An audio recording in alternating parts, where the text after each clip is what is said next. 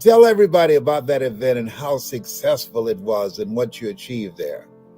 So basically I had an event called Girl Hold My Hand Winter Weekend, and it was where 30 women qualified to be able to attend the entire weekend. It kicked off Friday.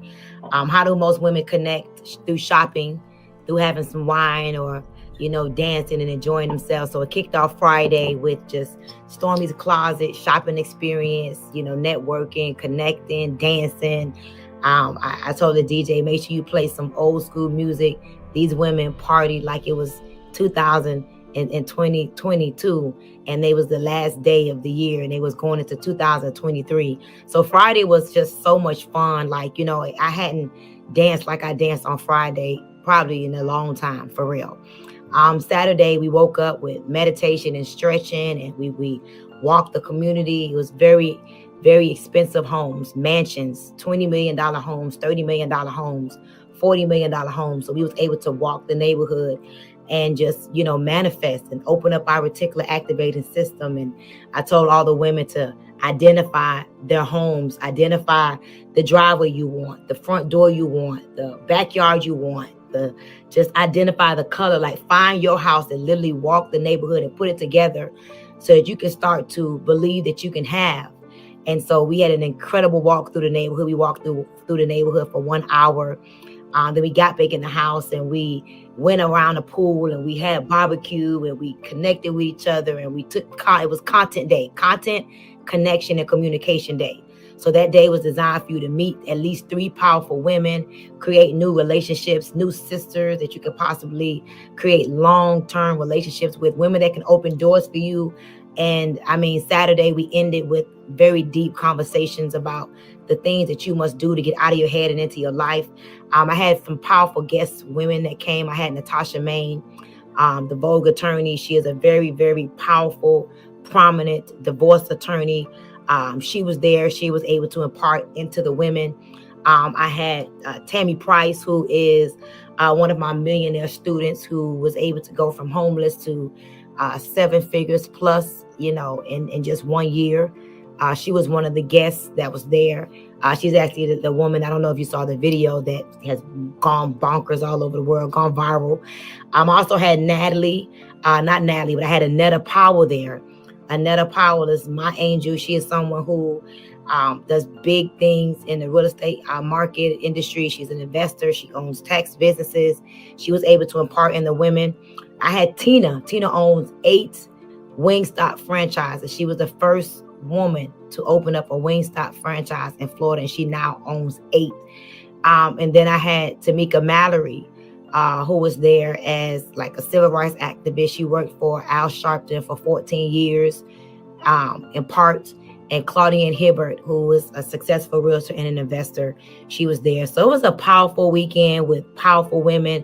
And then Sunday we partied. We went on a yacht, my yacht. It was a beautiful experience. I was able to take the women on my yacht. We went on the water, we jet skied, we swam, we partied, we ate, we danced. We just enjoyed each other's company. So it was a very powerful weekend that was designed to inspire and to help them to elevate mentally. I believe that the highest human act is inspiration. And so they left that weekend very inspired. And it was only for people either in my community or people that were coming to impart. Well, the thing that you did with them is so important, because I used to drive all over Miami Beach and Miramar and Coral Gables and Fort Lauderdale, looking at beautiful mansions and imagining myself being in them, not just cleaning them, as I did when I went with my mama. and what it does, it's in alignment with what we're taught. I'll give you all your eyes can see. And that experience that you provided for women with Girl Hold My Hand expands their vision. And as you said, activate the reticular activating system in their brain. It's a group-like cells at the base of the brain that filters what gets through, what danger there might be, and what's important to you. And it peaks the level of awareness. And it's really a success mechanism that when you are focused, and that's why our conversation is about stay focused and keep it moving. When you are focused, what it does, it allows you to see things that the masses can't see because they're caught up in the distractions. And when you're on this path, things happen. And there always will be distractions. That's a part of the process. That's why they call this the attention economy. And that's why alcoholism has increased in the United States and around the world. And the suicide rate has increased because people are focused more on their problems rather than on solutions, on what is it I need to do? Who is it I need to be that can move my life forward? And here's the thing about it. You're making impact with women from all walks of life around the world. And when you do that, and I want people to listen to what I'm about to say, you're going to get some pushback. You're going to have some critics. And here's the thing about critics. There's never been a statue erected to a critic. Now, I saw you talking to this lady about what she was eating, and she obviously was where I was. I used to be on a seafood diet. That everything I saw, I ate it. And I saw you licking your fingers and everything. I said, you know what? I was salivating. I said, that's got to be some good chicken up in here. And what I know is that the kind of work that you're doing with women, oddly enough, we need more of that, because the kind of work that you're doing will allow us to create a new kind of culture. And nobody else is doing what it is that you're doing, exposing people to a larger vision of themselves. And I like for Vanessa to cue up the promotional video, because if she can play it, I like for people to see what that experience was, and how when people would come and see the excitement in their eyes. I wanted to put on one of my sister, Margaret Ann Sampson. I'm not going to tell you her name. I threatened to put on one of my sister's wigs and put a scarf around my face and get a pair of your shoes, put some Vaseline in those shoes and push my feet in them and sneak in there. I wanted to come. You said, no, this is for women only. And I think that the more communities that are created around values, around things that you believe in, around dreams, around content that can give you methods and techniques on how to create the next greatest version of yourself, around the relationships that you can build, collaborative, achievement-driven, supportive relationships that will allow you to begin to put your success on steroids.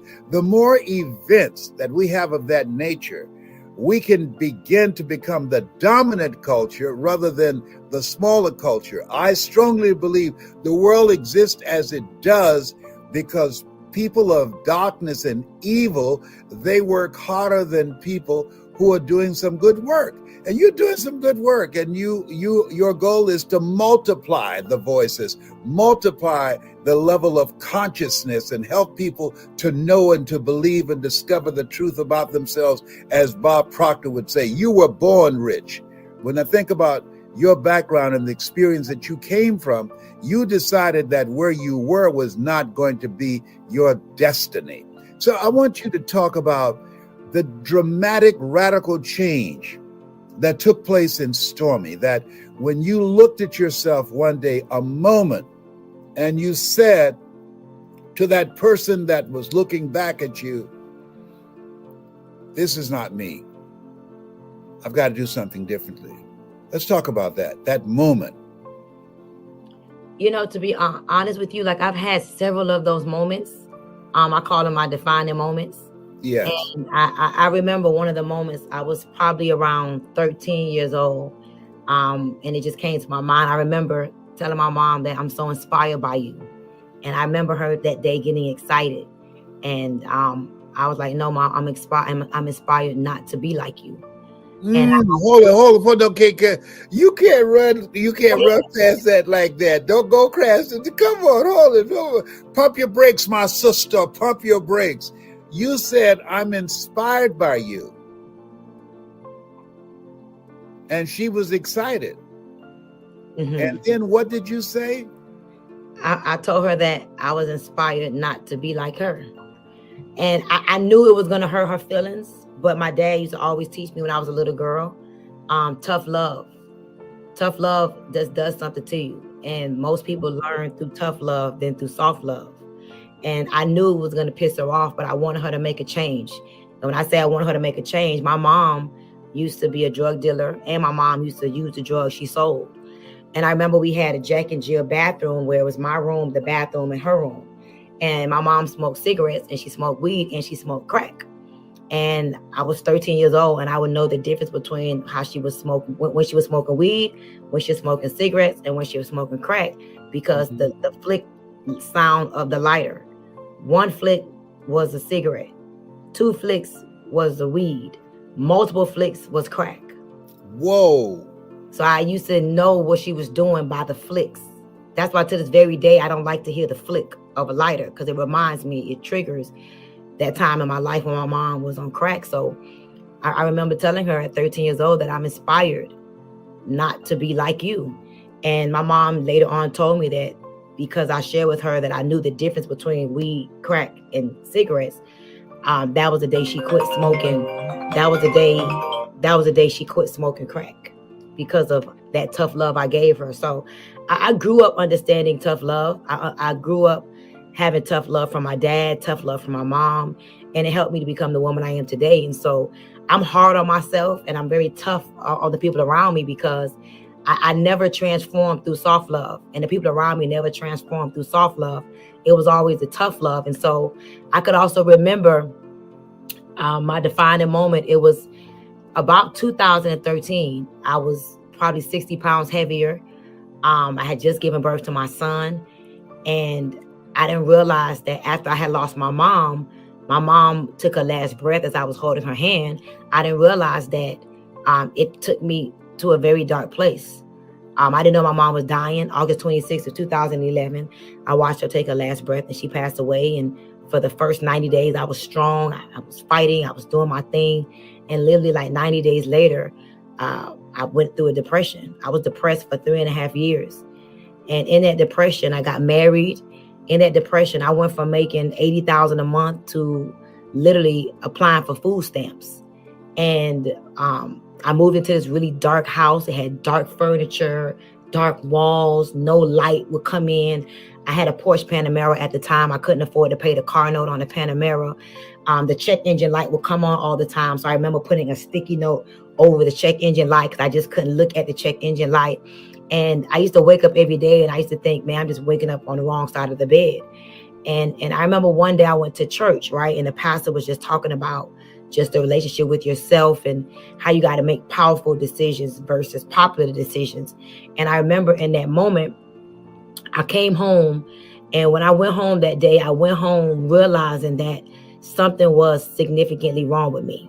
I no longer was willing to accept the fact that I woke up on the wrong side of the bed.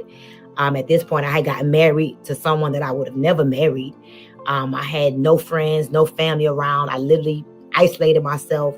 And long story short, I remember reading this book called The Magic of Believing by John Claude Bristol. Yes. John Claude Bristol. And in that book, he talked about the mirror technique.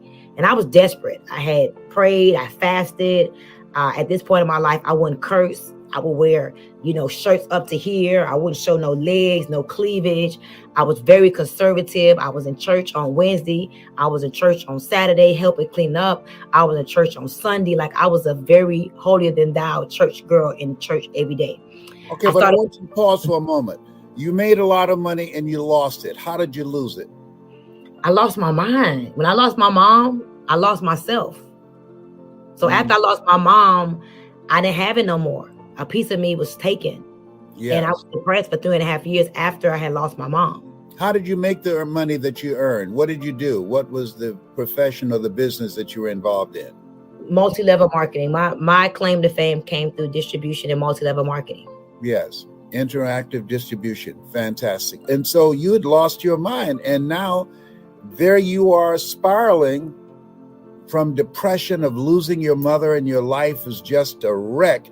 So how did you get back on track? How did you get back on the path to become the Stormy that we see now? So I read the book, The Magic of Believing. I had I did the fasting, I did the praying, I did the no cursing, I did the no clubbing, I did the just really in the Bible. I would read the book of Proverbs every day, 31 Proverbs, 31 days. Like, listen. And after reading The Magic of Believing, I'm like, I gotta figure this out. And I remember reading a passage in the book that talked about the mirror technique. And it talked about how you go in the mirror and you just have an experience with yourself. And so one day I'm like, I'm already down. What's the worst case scenario? So I went in the bathroom and I locked the door and I just went in the mirror and I looked deep into my soul and I had a serious discussion with myself. I looked at myself and I'm like, what happened to you? You're fat, you're broke, you don't have no friends, you live in this house that it looks horrible. And I had lost myself. But in that moment, I like cursed myself out. I'm like, what's going on with you? I'm cursing myself out in this mirror.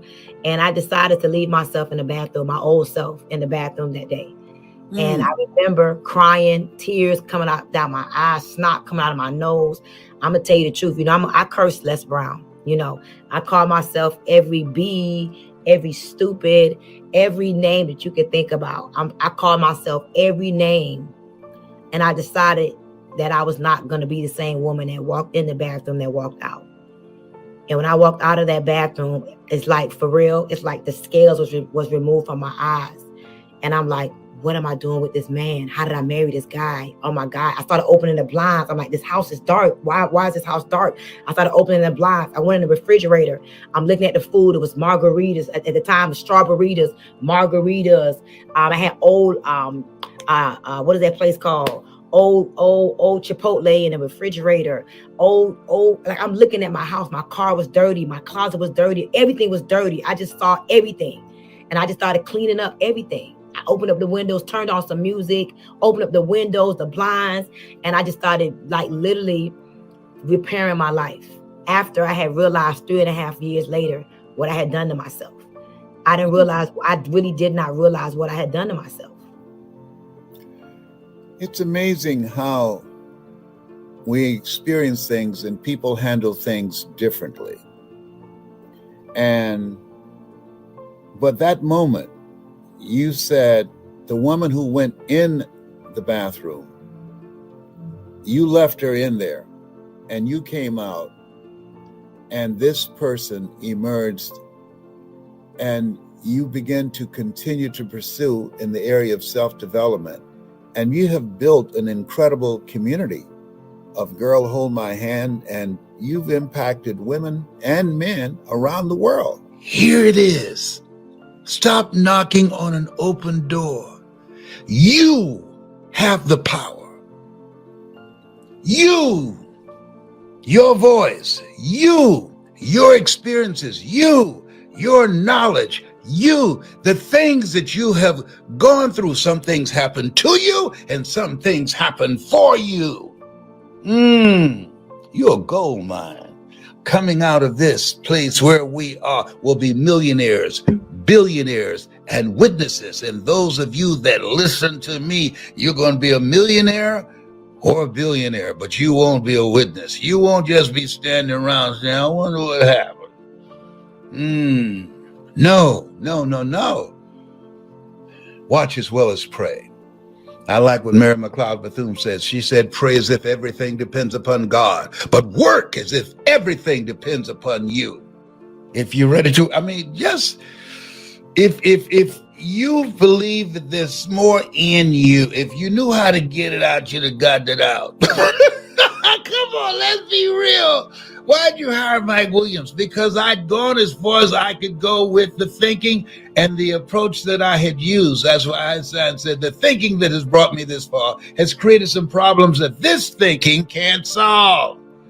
And most people won't give it up. They won't say, you know what? I don't know everything. Well, the majority of people think they know everything, that everything they know right now is all that they will know. The majority of people buy a book and don't read past the first chapter. Let me tell you something. February 17th, I still read. I'm still learning. I'm still growing. I got children, I got grandchildren, and I have 5 great-grandsons, one called King 7. Hell yeah, Valentino, he was born February the 7th, just a couple of days ago. He's a bad little dude. He's coming for you. Oh, yes, he smiles at his daddy, Patrick. He's coming for you. He just looks so lovingly at his daddy. I can't wait to hold him. I can't hold him now. I can just look at him on Zoom. This is not right. This is just too much. I can't hold my great grandson because I don't want to put his life in danger, or his mother's, my granddaughter, or my son. This is different. This is so different. That's why we need to have things for our mind, have strategies for our mind. I'm encouraging you to go online and Google Les Brown speaking in the Georgia Dome and watch that speech on a regular basis. And Les Brown speaking It's Possible, and Les Brown and Miles Monroe. Watch those and listen to those on a regular basis and getting unstuck. Stuff power for your mind. And for those of you that want to use the computer to bring your personality out, because you have the opportunity now. It's a level playing field. Everybody's got to do it from here. Everybody, you can order food. I mean, you don't have to leave your house. You can just pick up a phone. Instacart, I think they call that thing. They'll deliver it to your door. You just wait until they leave. And then you get your Lysol to go out and spray it and drag it in the house. This is a different place. Now, some people don't go. They don't care. They go out. I ain't going nowhere. No, not at all. No. I'm fine right here. Oh, boy. If you're ready to be coached, if you are ready to be stretched by me, if you want to be a world-class entrepreneur and business person, this is the new platform. Everybody's got to operate from here. Everybody. You want to invest in yourself. That's what I did. You want to develop your personality so you can get through there. It's not enough just to share information. You put me up against anybody. They can have PhD, MBA, or CB. CB stands for cornbread. That's me. You give them a computer and give me what? And let us go head to head. I'll get the butter from the duck.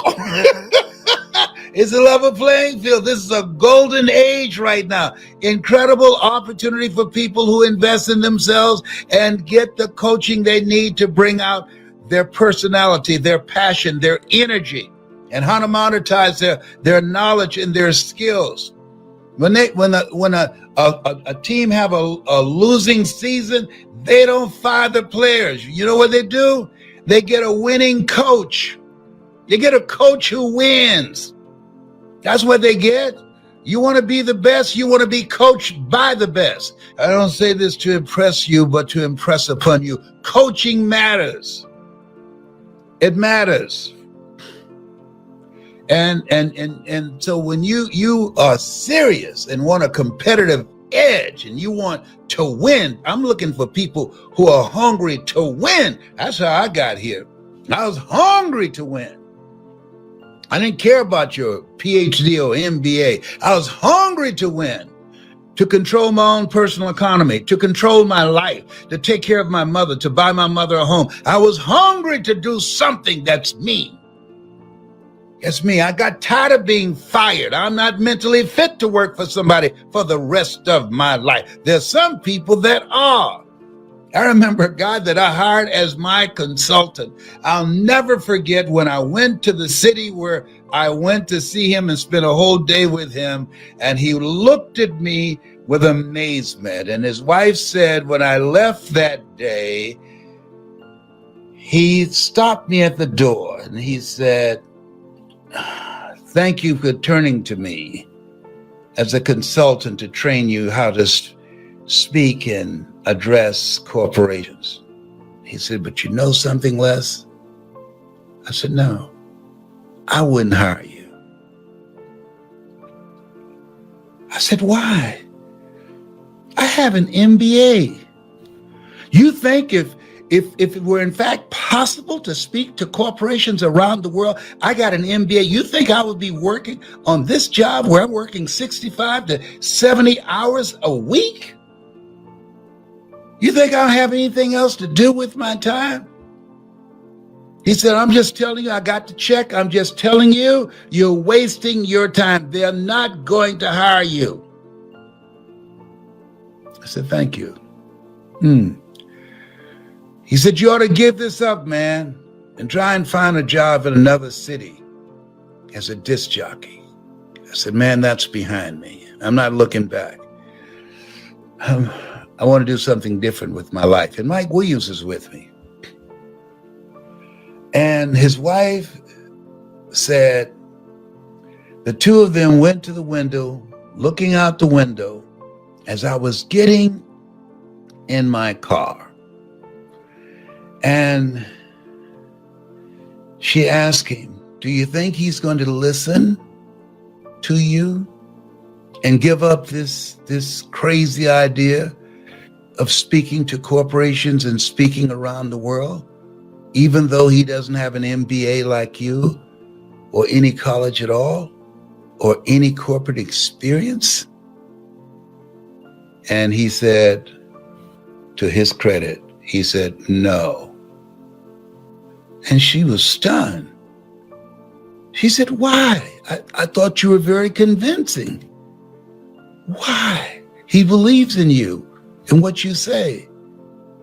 And he said, he doesn't know enough to know that he can't do it. And so he's going to go forward. He's going for it anyhow. See, sometimes you've got to be intelligently ignorant. You don't know what you can't do. According to the laws of aerodynamics, a bumblebee isn't supposed to fly because its large body cannot be held up by its little puny wings. But the bumblebee doesn't know it. Sometimes you've got to be intelligently ignorant. Lean not unto thine own understanding. There's some things that does not fit within the realm of logic and reason.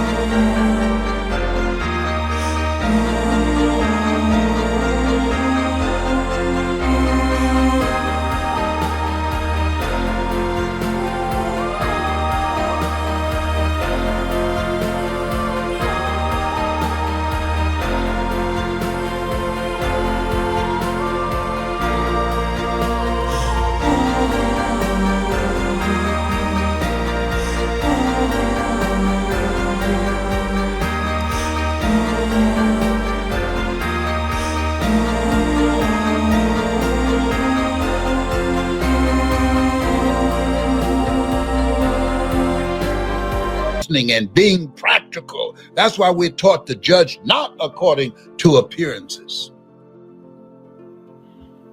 You got greatness in you. Don't you judge yourself based upon your failures, based upon your past, based upon the stuff you've gone through. No! Greater is he that's in you than he that's in the world. No! You were born to do good stuff. No! You are more than a conqueror. And if life knocks you down, try and land on your back, because if you can look up, you can get up. If you're ready to get back up and control your own economy, if you're ready to get back up and control your own life and be your own boss, and let me show you how to do that. I can hook you up. Oh, he's on fire. Oh, behave. Whatever. Better must come. As Althea Grant said, I want you to say that to yourself. You're going through some stuff right now? I want you to say, better must come, in a voice of defiance. She was under her aunt's bed, and her aunt treated her like dirt. Her mother dropped her off and then let her know, I'm leaving the country, and left her with an aunt that treated her like nothing. And she heard a song called Better Must Come, and that was the mantra that kept her from losing her mind. Sometimes we need something that we can hold on to, something in spite of our situation, something in spite of the abuse, something in spite of the cruelty, something in spite of the hopeless situation that we find ourselves in, that we can hang on to and say, better must come. Better must come. It's a scripture that when I first heard it and read it, I just said, oh boy, that's cold-blooded. I couldn't wrap my mind around it. It didn't have any compassion in it. He that hath shall get, and he that hath not, even that he has, shall be taken away. Oh my God. You sing it.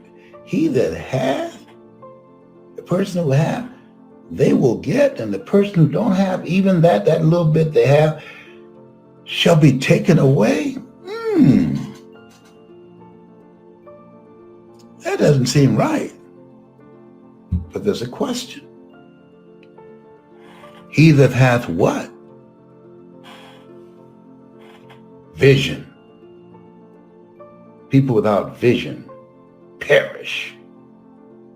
Ambition, drive, a willingness to work, stubbornness, perseverance, faith that roars so loudly it doesn't give you an opportunity to hear the doubts that you have within yourself.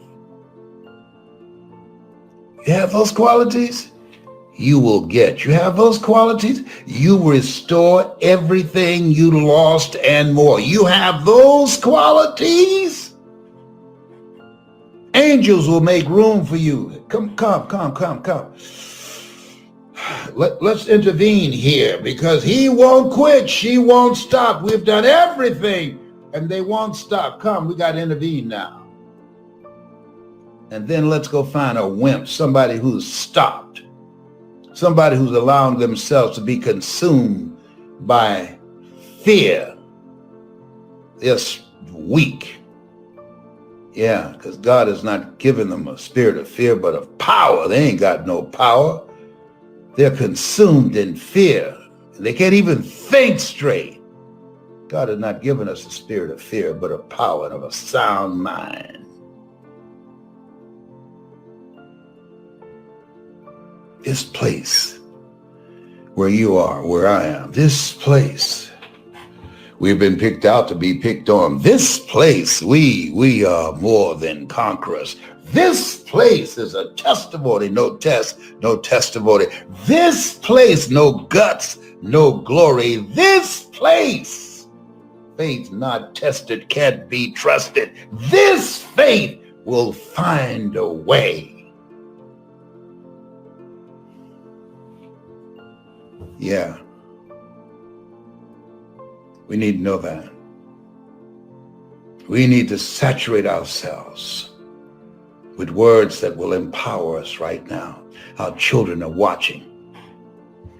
Our children are not okay. There's an article, Google it. Our kids are not okay. The suicide rate among children, teenagers, and younger soaring because they're watching us. See, how we live our lives, Jim Rohn said this, how we live our lives, it can be a warning or an example. Did you hear me? How we live our lives, our children are watching. It will be a warning or an example. A warning of what not to do or an example of what to do when tragedy and interruptions and crises show up. Therefore, take unto you the whole armor of God, that ye may be able to withstand in the evil day, that having done all to stand. This is our time to stand. This is our time to be actively engaged in this thing called life. Our children are watching us. There are generations yet unborn that are depending on us. There are people who gave their lives, like a John Lewis said, create some good trouble.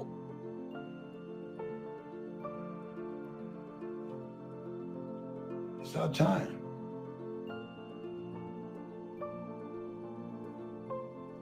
It's our time. You have something special. God is on your side. If God is for you, who can be against you? You got a winning team. I'm looking for, and I'm on a mission for people who can hear me. If at some point in time when you're a little kid or a grown person, you're going through some stuff and you heard my voice. And the reason you heard it, because what's in me is also in you. And the reason you responded and came out of the darkness into the light, because there's a calling on you to do the same thing. You and I are cut from the same cloth. You're branches of the same tree. If my message and my method and my approach resonates with you, I'm not talking about my hairstyle. My kid didn't play hairstyle and I'm kid, no. I'm talking about my message. And you have a message in you. You have a story in you. You would like to help people, the millions of people who need to hear a multitude of voices. I want you to put voice in the comment section. Put voice in the comment section. And allow us to introduce you to the Power Voice system that teaches you how to tell your story, that teach you how to create an experience with your voice and your story, to transform people individually and collectively. Allow me to mentor, to coach you, to bring out the greatness in yourself and to bring out the greatness in others. If that's your calling, I love to tell you, and I will always remind you, a job is what you get paid for. A calling is what you're made for. If it's your calling, put voice in the comment section. If you can hear me in your heart, I'm not challenging your ability to hear with your ears, because you wouldn't still be here with me. I don't have any prints translating my words. So if you're still here, the only reason you're listening, because what's in me, it's in you. You and I are cut from the same cloth. We are branches of the same tree. It's time to make a decision. Put voice in the comment section. We don't know how much time we have.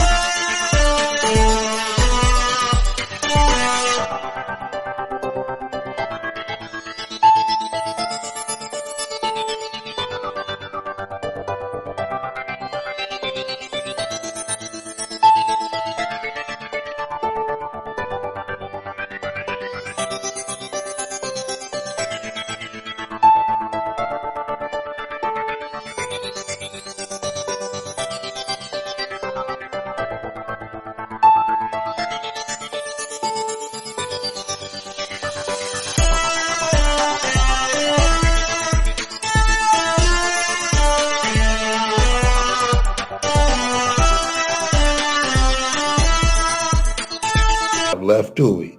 Michael Jackson said, "This is it." And it was. Okay. Put voice in the comment section. Live each day as it were your last. Because what we learned from the coronavirus, one day it will be. Toby Gadsden, we graduated together at Booker T. Washington High School in Miami, 1963. Wow. Classmate had COVID-19 and he kicked COVID's butt. Toby, I'm so happy for you, brother. So happy. Prayed hard for you, but you always been a fighter since we were in high school. Boy, I tell you, you and Larry Littles, who played for the Miami Dolphins, boy, we went to school. We would miss school because we were characters. We were always clowning. We always wanted to know, what will we do next? We came to see each other for cafeteria and physical education. Oh my goodness. Oh boy, that's back in the day. I hear young people today, these millennials, talking about back in the day. They don't know anything about back in the day. I got t-shirts older than them. But at 75,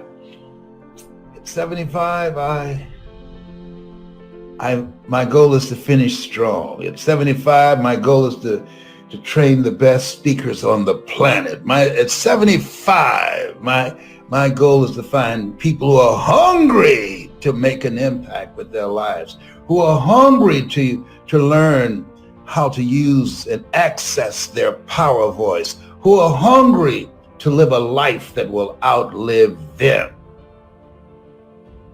Yeah, you forget your years will forget you. And I want to leave this with you. As you look at your goals, be stubborn about your goals. Be stubborn. Don't give up on your goals. You will fail your way to success. Don't give up on your goal. Make know your vitamin, as Suzanne de Pass would say. Don't give up on your goal. Be stubborn about your goals. Be flexible and versatile. Ask for help. A lot of people won't do that because of ego, edging God out, because a lot of people, as a result of pride cometh before a fall. Ask for help. Not because you're weak, but because you want to remain strong. You don't have to figure it out. Get started. Do what you can with what you have, and God will do what you can't.